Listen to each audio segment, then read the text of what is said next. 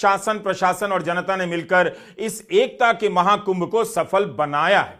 Media इसे योगी के बयान के जवाब के रूप में देख रहा है। प्रधानमंत्री के ब्लॉग में योगी के सुअर और गिद्ध वाले बयान के जवाब का तड़का ढूंढने वाले मीडिया के चक्कर में आप मत पड़िए।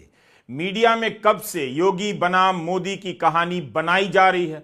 प्रधानमंत्री मोदी ने अपने ब्लॉग में जनरल सी माफी मांगी है, जैसे आप अपने घर में पूजा या शादी या सेमिनार के आयोजन के वक्त शुरुआत में ही या उसके बाद कमियों के लिए माफी मांग लेते हैं, वैसे ही इनकी माफी है। प्रधानमंत्री ने अपने ब्लॉग में भगदड़ का जिक्र तक नहीं किया, मौतों का जिक्र तक नहीं किया। मौनी अमावस्या के दिन 30 लोग मर गए। नई दिल्ली रेलवे स्टेशन पर मरने वालों की संख्या 18 थी। इन दोनों का कोई जिक्र नहीं। अफसोस कि प्रधानमंत्री मोदी ने इतने बड़े आयोजन में कुछ कमियों के रह जाने पर माफी मांगी है। उन्होंने अपने ब्लॉग पर लिखा है कि मैं जानता हूं इतना विशाल आयोजन आसान नहीं था। मैं प्रार्थना करता हूं मां गंगा से, मां यमुना से, मां सरस्वती से, हे मां, हमारी आराधना में कुछ कमी रह गई हो तो क्षमा करिएगा। जनता जनार्दन जो मेरे लिए ईश्वर का ही स्वरूप है, श्रद्धालुओं की सेवा में भी अगर हमसे कुछ कमी रह गई हो तो मैं जनता जनार्दन का भी क्षमा प्रार्थी हूं।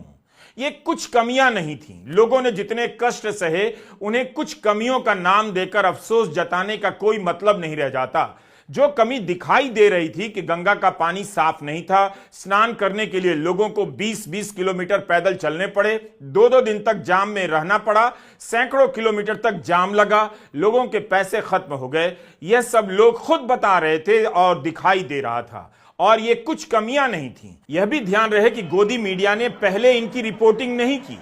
गोदी मीडिया में चुप्पी थी, लोगों की आवाज नहीं थी, केवल तारीफ चल रही थी। जब लोग खुद से अपनी परेशानियों का वीडियो बनाकर सरकार के दावों को चुनौती देते हुए तमाम बयान इंस्टाग्राम पर अपलोड करने लगे, तब जाकर मीडिया में भी इसकी झलक आने लगी।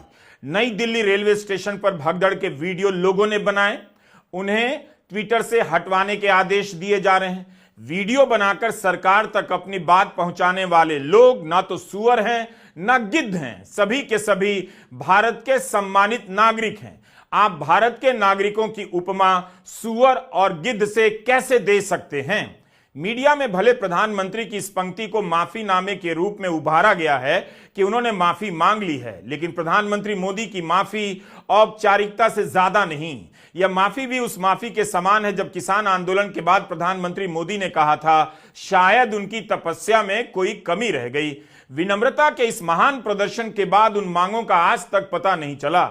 लोगों को लगा कि किसान आंदोलन को लेकर उनकी समझ बदली है, लेकिन उस दौरान उन्होंने जो वादा किया उस पर आज तक अमल नहीं हो सका। किसान लगातार आंदोलन कर रहे हैं। आखिर उनके इस ब्लॉग में माफी वाली बात पर लोगों की नजर क्यों पड़ी?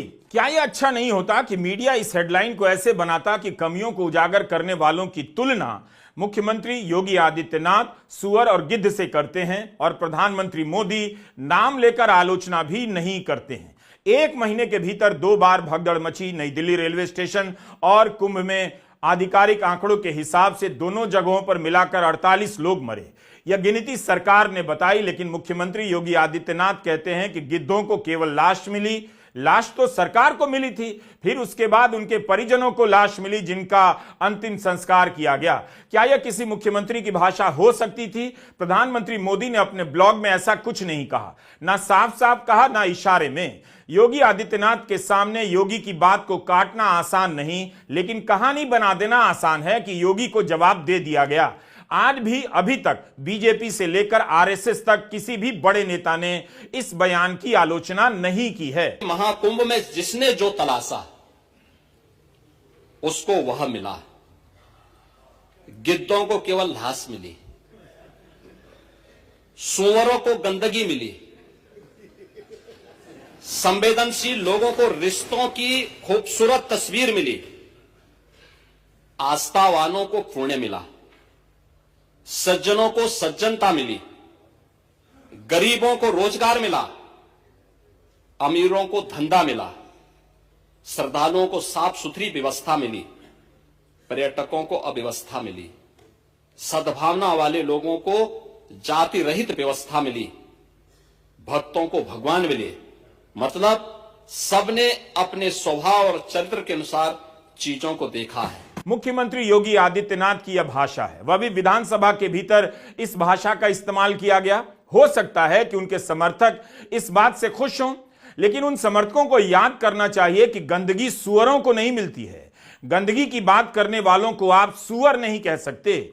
यह खबर देख लीजिए, 2002 में इसी प्रयागराज के माघ मेला में कुछ संतों ने इसलिए स्नान करने से मना कर दिया था कि गंगा का पानी साफ नहीं था। दुर्वासा आश्रम के त्रिदंडी रंग रामानुचार्य, चैतन्य ब्रह्मचारी जी और स्वामी निश्चलानंद जी ने स्नान करने से मना कर दिया था और एक दिन का उपवास भी किया। अदालत जाने तक की धमकी दी। उस समय राजनाथ सिंह यूपी के मुख्यमंत्री थे और अटल बिहारी वाजपेयी भारत के प्रधानमंत्री। 2013 में भी कानपुर के साधु समाज ने गंगा की गंदगी को लेकर प्रयागराज के माघ मेले में स्नान करने से मना कर दिया था, लेकिन राजनाथ सिंह ने गंदगी की बात करने वालों के बारे में इस तरह की बात नहीं की। मुख्यमंत्री योगी आदित्यनाथ उन लोगों को सुअर कह रहे हैं जिन्होंने गंदगी की बात की और मेले में गंदगी देखी। बाकायदा केंद्रीय प्रदूषण नियंत्रण बोर्ड की रिपोर्ट है, नेशनल ग्रीन ट्रिब्यूनल की टिप्पणी है कि 50 करोड़ लोगों को नाले के पानी में नहाने के लिए मजबूर किया गया। केंद्रीय प्रदूषण नियंत्रण बोर्ड ने कहा था गंगा में नाले का मल बह रहा है। अब इनकी रिपोर्ट को लेकर गंगा की बात होनी ही थी। मुख्यमंत्री कह रहे हैं सुअरों को गंदगी मिली। कितने लोगों ने गंदगी की शिकायत की, शौचालय की शिकायत की? क्या उनकी शिकायतों की तुलना सुअरों से की जा सकती है? भगदड़ में मरे लोगों की संख्या की बात करने वालों को क्या गिद्ध कहा जा सकता है? जब यूपी की सरकार कुंभ के आयोजन का श्रेय ले रही है तो फिर उसे भगदड़ से लेकर जाम और गंदगी की जवाबदेही को भी विनम्रता से स्वीकार करना चाहिए था। क्या प्रधानमंत्री मोदी इसकी आलोचना नहीं कर सकते थे कि लोकतंत्र है, सबको कहने का अधिकार है, लेकिन इस पर भी चुप रह गए? या कोई ट्रंप का दरबार तो नहीं कि सबके सामने भारत की नीतियों को पक्षपातपूर्ण बताते रहे, भारत का मजाक उड़ाते रहे और प्रधानमंत्री मोदी जवाब तक नहीं दे सके, जबकि अनुवादक उन्हें हिंदी में बता ही रहा होगा कि इंग्लिश में ट्रंप भारत की आलोचना कर रहे हैं। NarendraModi.in एक ब्लॉग है, प्रधानमंत्री का पर्सनल स्पेस है। वहां तो लिख ही सकते थे कि भगदड़ में मौत को लेकर दुखी हूं, लोगों को घंटों जाम में रहना पड़ा, प्रयागराज के लोगों को कितनी तकलीफ उठानी पड़ी। नाम लेकर अफसोस जताते तब लगता कि वाकई अफसोस जता रहे हैं, क्षमा प्रार्थी हैं। हमारा तो यही कहना है कि ट्रंप के दरबार में भी चुप रह गए और भारत के नागरिकों को सुअर और गिद्ध कहे जाने पर भी प्रधानमंत्री नरेंद्र मोदी चुप रह गए। कुंभ की समाप्ति पर मुख्यमंत्री योगी आदित्यनाथ संगम घाट पर सफाई कर रहे हैं। कुंभ का आयोजन होता ही मुश्किल है, सभी जानते हैं, लेकिन कमियों को उजागर करने से आयोजन में सुधार भी होता है।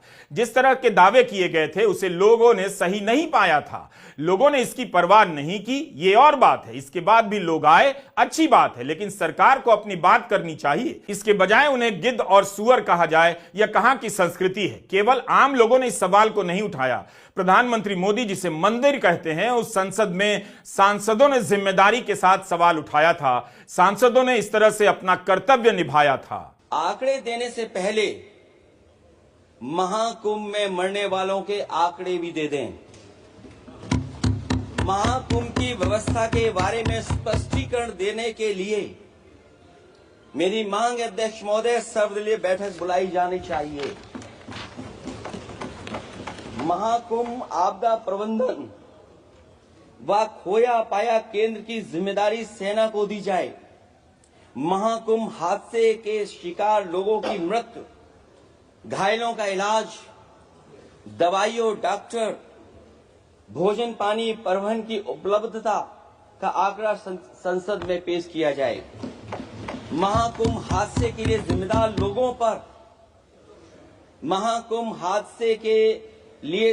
लोगों पर घोर दंडात्मक कार्रवाई हो। जिन्होंने सच छिपाया है उनको दंडित किया जाए।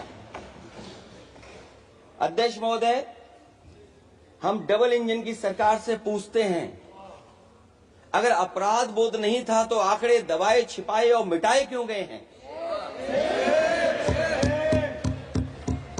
सच छिपाना और मिटाना भी तो अपराध है। इसका दंड कौन भुगतेगा अध्यक्ष महोदय? सर, मैं आंकड़ों में जाऊंगा ही नहीं। मैं कोविड के दौर का भी गवाह हूं सर।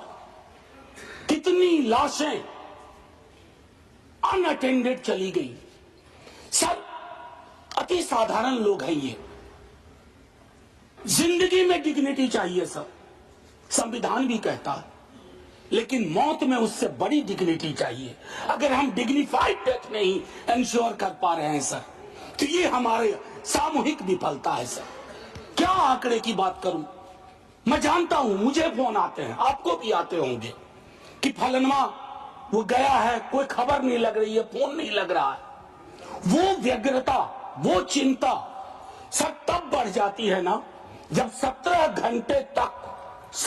घंटे तक कोई आधिकारिक पुष्टि नहीं होती है, तो अफवाह फैलती है सर, और अफवाह फर्दर स्टैम्पीड को जन्म देती है। 2-3 जगह हो जाते हैं। और मैं क्या कहूं सर, मैं सोच रहा था कल जब बातचीत शुरू हुई, खड़गे साहब बोल रहे थे, बाकी लोग, मैं सोचा कि इतनी देर में नेहरू जी नहीं आए, तो नेहरू जी भी आ गए। 54 के कुंभ का जिक्र हुआ संभवतः कि इतने लोग मारे गए थे। सर ये लाशों के आंकड़े पे तेरा वाला मेरा वाला, ये लोग कितने चोटिल होते होंगे समझिए सर। सांसदों के साथ साथ लोगों ने समस्याओं को उजागर किया, बड़ा काम किया। स्नान करती महिलाओं के वीडियो बाजार में बिक रहे थे, इसकी जानकारी पुलिस की तरफ से पहले नहीं आई। सोशल मीडिया पर लोगों ने लिखना शुरू किया कि ऐसा हो रहा है। वो कुंभ को बदनाम नहीं कर रहे थे, बल्कि कुंभ की गरिमा की रक्षा कर रहे थे। लोगों के हल्ला करने के बाद पुलिस ने तुरंत मामले की जांच की और 3 लोगों को गिरफ्तार भी किया। प्रयागराज के चंद्र प्रकाश फूलचंद, लातूर के प्रज्वल अशोक तेली और सांगली के राजेंद्र पाटिल को गिरफ्तार किया गया है। 17 सोशल मीडिया अकाउंट के खिलाफ एफआईआर दर्ज हुई है। पुलिस को शुक्रगुजार होना चाहिए कि लोगों ने समय रहते उसे सतर्क कर दिया। दुर्घटना के वक्त प्रधानमंत्री मोदी ने दुख जताया था और श्रद्धांजलि भी दी थी, लेकिन जब आप ब्लॉग लिख रहे हैं तब भगदड़ का जिक्र करना चाहिए था और मारे गए लोगों को फिर से श्रद्धांजलि देनी चाहिए थी। अफसोस इसे लेकर जताना चाहिए था। अगर प्रधानमंत्री ऐसा करते तब उनका राजनीतिक साहस नजर आता और तब उसमें विनम्रता भी नजर आती। किसी को सुअर कहना, गिद्ध कहना क्या गाली नहीं है? लेकिन